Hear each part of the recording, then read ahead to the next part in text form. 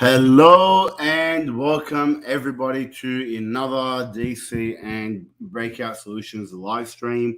My name is Wasim. I'm coming with you guys with this week's news update, market update, Twitter highlights, as well as adoption highlights. So, as you guys are well accustomed to, every single week, twice a week, we go through everything that's happening in the digital asset, crypto, and Bitcoin space.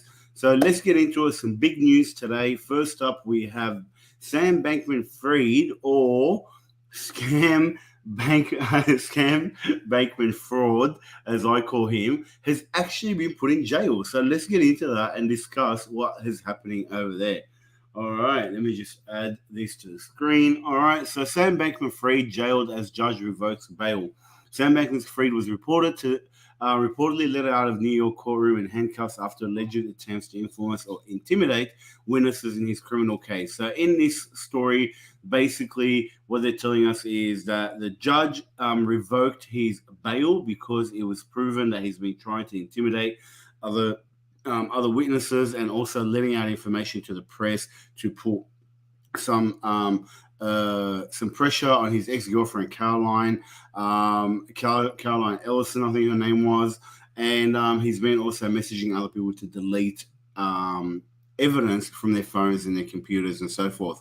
So this actually got back to prosecutors, and they went in and they have filed to have his bail revoked. Now his bail has been revoked, even though they tried so hard to try not to get it revoked and also give him access to a computer in jail. It's all been revoked, and he will spend his time in jail up until October when his first trial is there.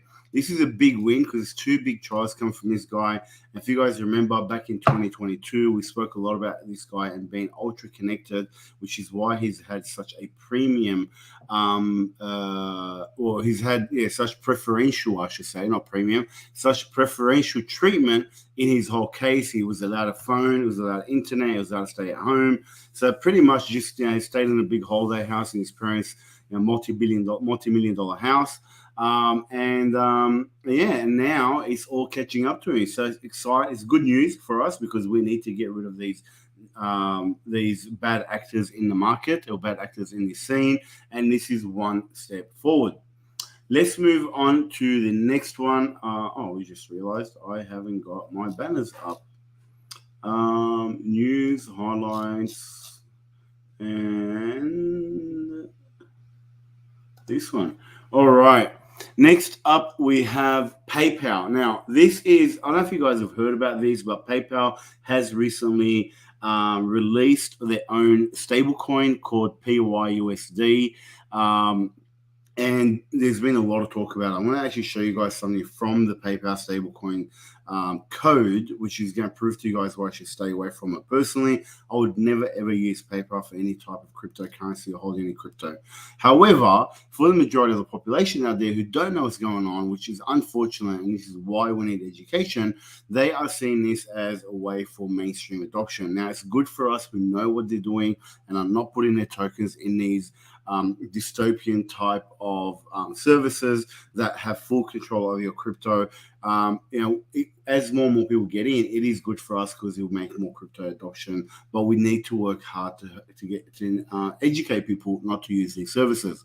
Now, having said that, I will say this. So basically, with this article, PayPal is now allowing more cryptocurrencies to be held in their Cryptocurrency Hub, and also for people to be able to use it to pay for things online. However, you do have to KYC, so you have to go through the whole process of identification through that. Plus, they've also said that the assets are not actually held by the user.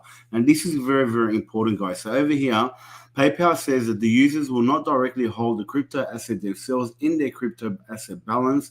Instead, Paxos and other service providers execute custody, trading, and transfer services.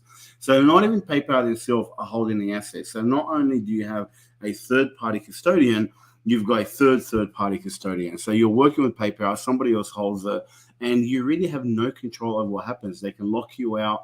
It's completely opposed to the crypto and the decentralization and the Bitcoin ethos, which is around self-custody, self-management, being total control, owning your private keys and your seed phrase.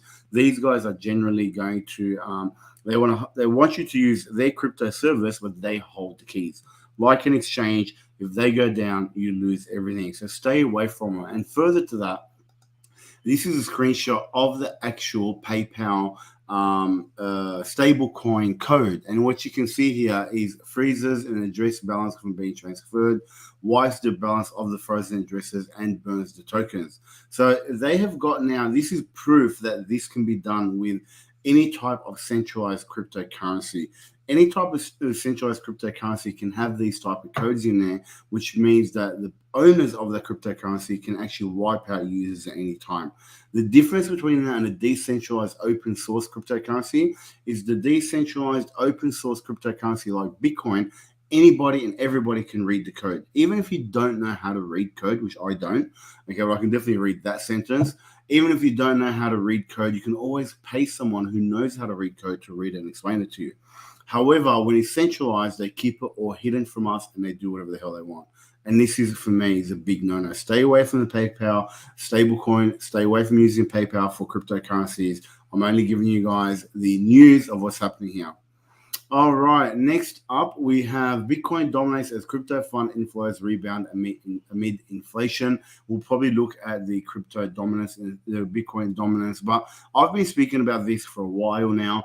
Bitcoin dominance has been very, very high lately because people are starting to realize that Bitcoin is the king and original Bitcoin crypto, and it is the crypto to outlast all other cryptos. The Bitcoin blockchain, the Bitcoin network, the Bitcoin code is all being verified. There's nothing that anybody can do to it that can take control of it and so forth. Is the only truly decentralized cryptocurrency, and this is why so many people love it, and this is why companies like BlackRock, Fidelity, Invesco, ARK Invest, all these large fund managers want to have Bitcoin ETFs. In this article, they say there's been $28.5 million since last week of inflows coming into to the crypto market, with 27 of that million going straight to Bitcoin. So that should tell you how strong Bitcoin is. Out of 28.5 million, 27 million went straight to Bitcoin. So there was a few that went to XRP and some to Ethereum, but this article is just showing how resilient Bitcoin is in any market. Let's look at the crypto bubbles now and see what's happening in the market over the past week or so. And what we can see here is, oops, come on, load up. What we're seeing here is Rune has had a big pump. We've had Pepe have a pump, Tron had a pump, HBAR had a pump, Shiba's had a pump, but it's a mixed bag out there in the market. There's some that some have grown and others have not grown. Bitcoin has been very, very quiet lately, which is it's been trying to punch through that $30,000 mark again, and it keeps getting rejected, but it's still hovering around that 29,000. I think it's been about 3 weeks where every time I do a live stream, we're getting around 29,200, 29,300, 29,400. So it's moving within a very, very small range. And you can see here that Bitcoin dominance is 48.02%. What does that mean? That means out of all the money in the crypto space, Bitcoin has 48.02% out of all the funds or the wealth in crypto. That shows you how strong Bitcoin is. And as long as Bitcoin is this strong, the altcoins will not pump. And as more money goes into Bitcoin, less and less money is going to go to altcoins, and altcoins are going to suffer. So this is why we're not seeing a lot happening in the market at the moment. Last but not least, let's look at the fear and greed index. And what we're looking at here is we've got a 53 out of 100. We are at neutral. We've been here for a little while now. It's been around a month or so. We've been in a neutral. We were at greed. But look, either way, this is still better than what it was, say, 6 months ago when it was all in fear. Now we're starting to have more neutral and more towards greed, which means people are more positive towards crypto, and the sentiment is positive towards crypto, which means, if this continues to go, we're going to have a very strong bull market next year. Remember, this is the year to be accumulating. If you want to learn more, come and join us at our Future of Money event. It is about a month to go from now. It's on the 14th of September, but all the details are below on the screen. All right, let's look at the Twitter highlights and see what's happening out there in Twitter land. All right, this is actually really, I like this. I'm not going to read all of it, but I highly recommend. This is a little rant that was done. Actually, you know what? I might see if I can. Oh, we've got comments. Oh, no, we don't have comments. It was, it was my team. I'm going to try. Actually, I won't be able to do it now. But basically, this is Max Kaiser going on one of his rants, and he basically talks about financial terrorists. He talks about that America's fraud, the world is a fraud, banks are fraud, central banks are fraud. We live in an era of fraud. He talks about that banks are committing financial terrorism by giving all the power to the rich and away from the poor, because it is so cheap for the rich to borrow money, and they use it to buy jobs and buy big companies and so forth. Basically saying that we need to stop this. We need to stop this financial terrorism happening by the elite against the rest of us, and that Bitcoin is the solution for this. Next up, we have another video, and this is the Vigilant Fox, and he takes a clip from the Joe Rogan show, and he says, "No effing way to central bank digital currencies. That's game over." Post Malone and Joe Rogan. So how do you ask Joe Rogan? So how do you feel about the government's digital currency that they're working on? Rogan answered, "No effing way. No way. That's what I think. I think that's checkmate. That's game over, because if they apply that to a social credit score, if they decide somehow or another that they need that they need some social credit score system, and then and it's the benefit of society, and they outline that they can track your behavior and your tweets in all the things that you do. They just decide you fucked up, and rules are rules." Basically, everything we've been speaking about, that if you with central bank digital currencies and digital IDs and central bank and social credit scoring system, all three put together is just a tool for total control. If you do something, if you say something outside of the acceptable use or the community standards or whatever it is, then you can get locked out of that. You can lose all your funds. And I just showed you how bad it can be with a stable coin like the PayPal stable coin. So that's all I'm going to say about that, because you guys know how I feel about stable coins, how I feel about central bank digital currencies. All right, unusual whales. Biden's plan to forgive student debt of over 800,000 borrowers upheld by judge. More than 614,000 of them will have all their remaining federal student loan debt cancelled per Axios. Now, why is this important? Why do we know this? Because basically, I don't know the value of this debt. Let me just open up the article. But basically, forgiving all that debt, that's just another way of quantitative easing. That's just another way of money printing. Because when they forgive that debt, then they've just wiped out the debt and put the money back in the system. And that's a form of quantitative easing and money printing. This is why people are like this guy here, Chief Contrarian, goes, "I'm confused. The Fed is trying to slow the economy and raise rates to lower inflation, while at the same time, the White House is eliminating debt to add cash flow to the economy, which will raise inflation."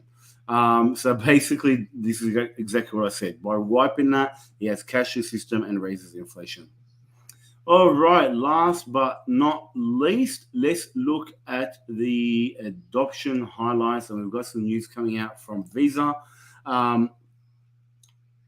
First of all, actually, pro-Bitcoin candidate Javier Milei snags primary presidential elections in Argentina. So Javier is a libertarian candidate who has advocated for the elimination of the central bank and spoke favorably of Bitcoin, won the primary presidential election in Argentina with 90% of the votes counted. He has won over 30% of the votes versus candidates who's won 28 and 27%. So if this guy wins, he could be the next president of Argentina, and he's pro-Bitcoin. In some of his things that he said, the central bank is a scam, a mechanism by which politicians cheat the good people with inflationary tax. Milei has previously argued regarding Bitcoin. He said that it represents the return of money to its original creator, the private sector. So he favors crypto, but he has not advocated for it to be legal tender. We'll see what happens. So if no candidate gets 45%, then they're going to go to a general election, which will be held in October, and then I'll have a final runoff vote held in November. So it'll be good news for Argentina, which has been struggling with a lot of inflation, double-digit, or even, I think I would say triple-digit inflation at some stage. Double-digit inflations, they're struggling over there. If they get rid of the central banks, which is what every country should do, then they're going to give people a better chance of not having these problems, because central banks are the root cause of all the economic problems that we have, and people just don't realize it. Next one up, I should say, is Visa. It has trialed Ethereum gas fee payments using cards. So if you don't know what gas fees are, basically when you do a transaction at the bank, you pay the bank a fee, right? Whatever fee that they want. I think I told you guys last week, I did a transfer and I got charged. Actually, I didn't tell you guys, I said at the workshop on the weekend, which was absolutely amazing, by the way. I got charged $400 in spread by a bank just to send money overseas. Just to transfer my AUD to USD, I got charged $400. All right, and that's how the banks make their money. Now, with blockchain, you actually pay transaction fee. It's called gas when you do a transaction. So that is a fee that you pay to the network to be able to validate your transaction and make sure that you have what you need in your wallet, and it gets from your wallet to the receiver's wallet. So one of the challenges with this is, how do you pay for that gas? Sometimes people don't have enough gas in their wallet to do so. They have to buy through an exchange or whatnot. Now, Visa is trying a way which you can pay for gas using your credit card. So it's an innovative way to do that. Look, at the end of the day, if you spend anything through a credit card and whatnot into crypto, it is traceable, and it removes the privacy, right? So you got to be careful of that. But this is something that they're working on, which can actually help with adoption and help with more and more people using it because it becomes easier.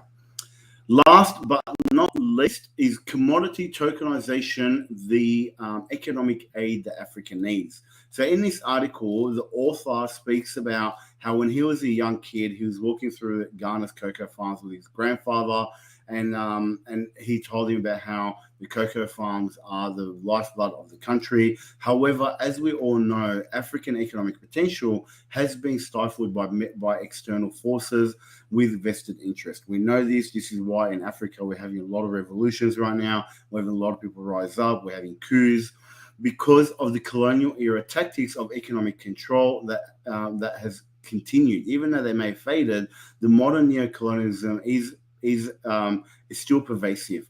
They thrive in unfair trade. They have agreements with the African people that make it very hard for them to make money. They do it in a way that economic policy is dictated by global financial powerhouses and sheer lack of transparency in international dealings. It makes it hard for Africans to get onto the international market. They have to sell for whatever price they get. And these large, massive corporations turn around and sell it for a lot more and make huge profits while the African people don't. For example, what happened in Nigeria recently with the coup, prior to that, the French would actually take the uranium. They would sell it for something like $218 million for a shipment of uranium, and then only give Niger $11 million. So 95% of the funds go directly to France and 5% go to the country that's been raped and pillaged for this mineral. And what this guy he's talking about is, with the advent of blockchain and the advent of tokenization, they can tokenize all of the assets, including the assets in the ground. So they can actually tokenize the assets they have in the ground. Like, for example, just last year, Ghana had produced a huge amount of gold. I'm just going to read it. Oh, there it is. Okay, so 3.7 million ounces of gold, which equals billions of dollars, valued at $6.7 billion. 689 100,000 tons of cocoa valued at $1.65 billion and oil of around 150,000 barrels per day. So there's a lot of wealth in these African countries. Why are they struggling? They struggle because they have very unfair economic agreements with Western countries. And this is why what this guy is saying is we can actually tokenize all these assets. Anybody can buy them anywhere in the world online, and then Ghana would actually benefit from that because they are buying gold that's in the ground from Ghana. When they transact, people can use it to pay for things, people can use it to transact, and all this produces more and more economic wealth for countries like Ghana and other African countries that do struggle financially. So hopefully they will move forward with this, and they will get something in line with this new technology and really give their people a chance to thrive.